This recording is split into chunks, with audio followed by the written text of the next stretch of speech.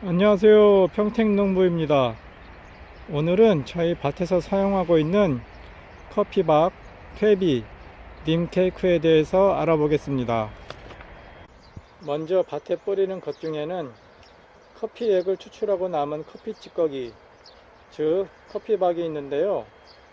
이 커피박은 저희 집에서 가까운 커피 체인점에서 가져다가 관리기로 로터리 치기 전에 밭에 밑거름으로 뿌려줍니다. 커피숍에서 나오는 커피박의 양은 3일에 약 15kg 정도로 밭에 모아두었다가 필요할 때 사용합니다. 대신에 저희는 애플민트 잎을 따다가 커피숍에 갖다 주면 데코로 사용하기 때문에 아주 좋아하십니다.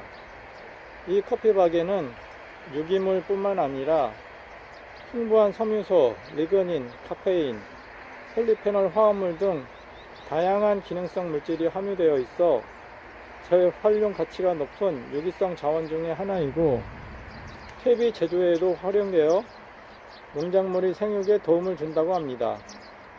또한 커피박 퇴비는 식물의 항균력을 향상시켜 병충해 발생 억제에도 큰 효과를 보인다고 합니다.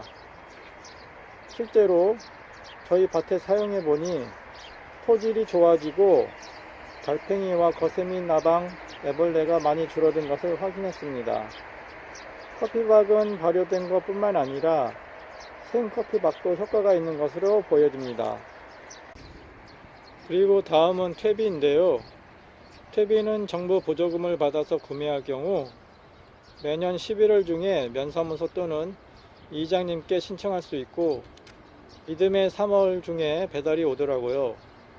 정부 보조금을 받기 때문에 원하는 만큼 신청이 불가능하고, 실제로 농사짓는 토지 면적에 따라서 신청할 수 있는 양이 정해져 있습니다.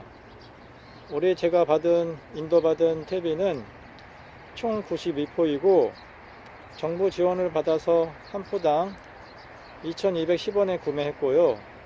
만약에 지원을 받지 못한다면 한 포당 3,710원입니다. 그래서 포당 정부 지원금은 1,500원이네요. 이렇게라도 퇴비 가격을 지원해 주니 농가에 조금이나마 도움이 됩니다. 다음은 퇴비의 사용 방법인데요.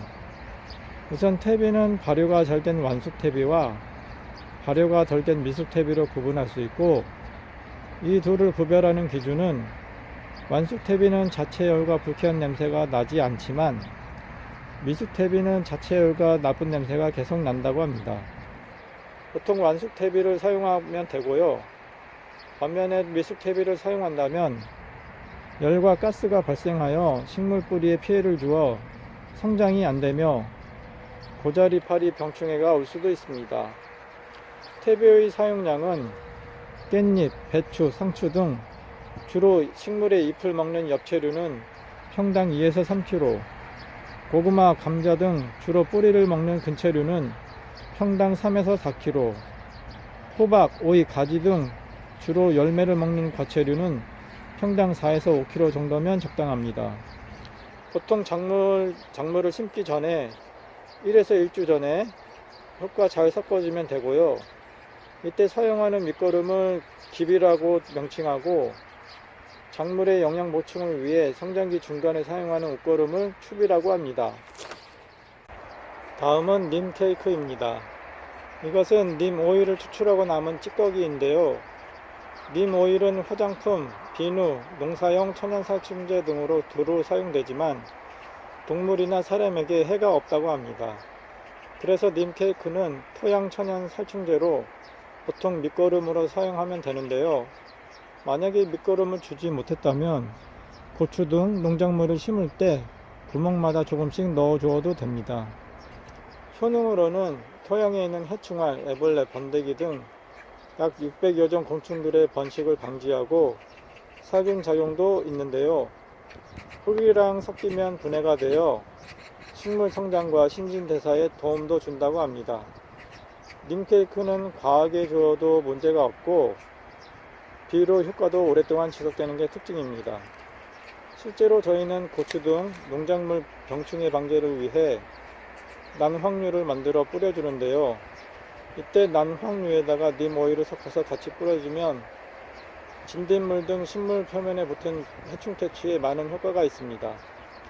다음 기회가 된다면 남황류 만드는 방법에 대해서 알아보도록 하겠습니다.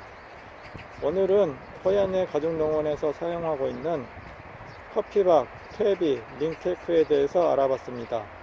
감사합니다. 다음에 뵙겠습니다.